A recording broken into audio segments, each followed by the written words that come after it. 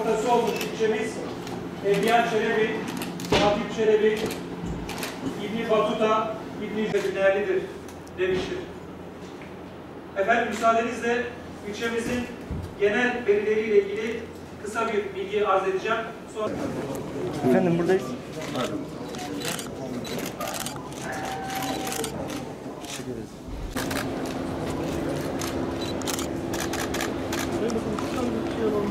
Doğal işte kalabalık oluyoruz şimdi.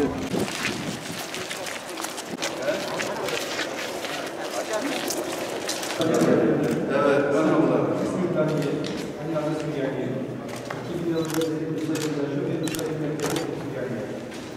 Tek Süryani.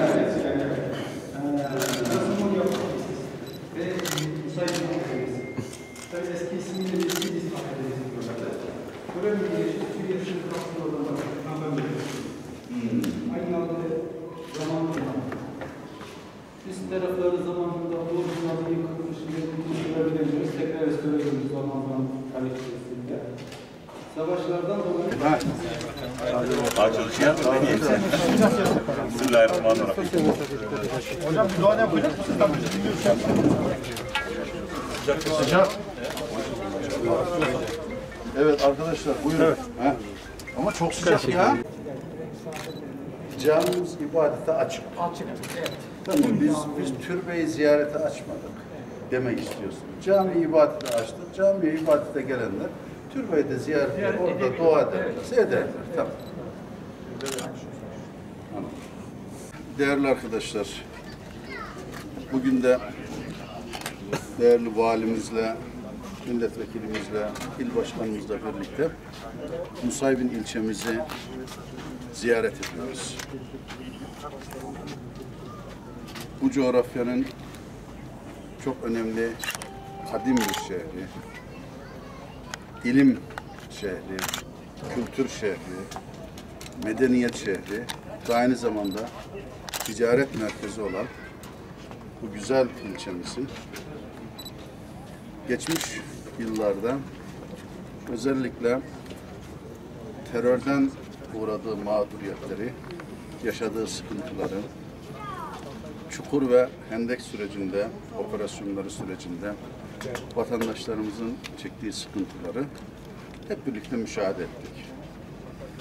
O gündür bugündür devletimizin her kademesindeki çok güçlü bir irade ve anlayış birliğiyle yürüttüğümüz terörle mücadelemizi her alanda devam ettiriyoruz.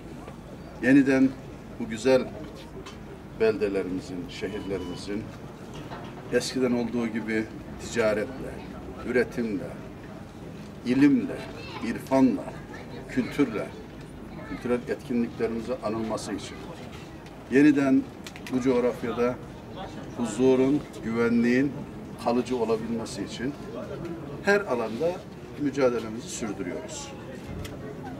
Bu mücadelemizin bir parçası da bir tarafta devletimiz kararlı bir şekilde bölgemizde kan dökülmesin, gözyaşı akmasın, annelerimiz ağlamasın, küçük çocuklarımız kandırılarak dağlara götürülmesin diye mücadele ederken, öbür tarafta devletin verdiği imkanları, devletin bu gayretleri karşısında mücadele etme arzusunda olan terör örgütlerine aktarmaya çalışan belediyelere de bu fırsatı vermemekte.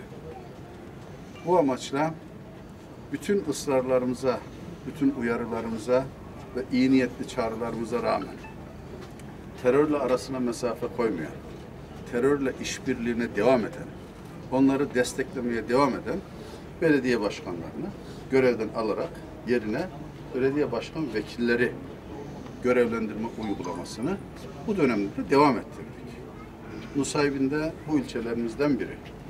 Bugün belediyemizi ziyaret ederek hem bugüne kadar belediye başkan vekillerimizin yaptığı hizmetleri yerinde görmek, hem arkadaşlarımızla değerlendirmelerde bulunmak, hem devletimizin bu beldemizin ihtiyaçlarının karşılanması için yapması gerekenlerle ilgili istişarelerde bulunmak kaymakamımız ve belediye başkan vekilimizin talep ve isteklerini dinlemek amacıyla ziyaret edip geldik.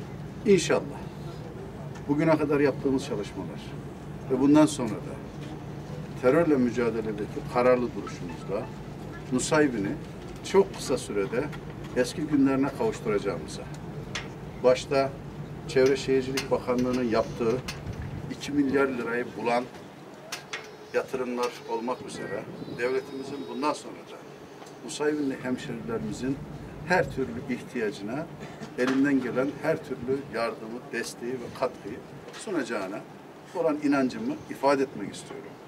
Çok kıymetli valimiz henüz 1 ay oldu Mardin'de göreve başlayalı ama Nusaybin'e bu 3. ziyaretiymiş. İnşallah onun önderliğinde bir tarafta yöneticilerimiz, belediye başkan vekillerimiz, kaymakamlarımız, öbür tarafta siyasetimiz, diğer tarafta bürokrasimiz ve sivil toplumumuz, hep meslek odalarımız, hep birlikte huzurun ve güvenliğin kalıcı olması, bir daha hiçbir şekilde acının yaşanmaması, çocuklarımızın, annelerimizin ağlamaması için bundan sonra da gözümüzde, elimizde Nusaybin'in üzerinde olmaya devam edecek diyorum. Hepinizin aşure gününü de bu vesileyle kutluyorum. Hepinize hayırlı günler. Teşekkür ederiz.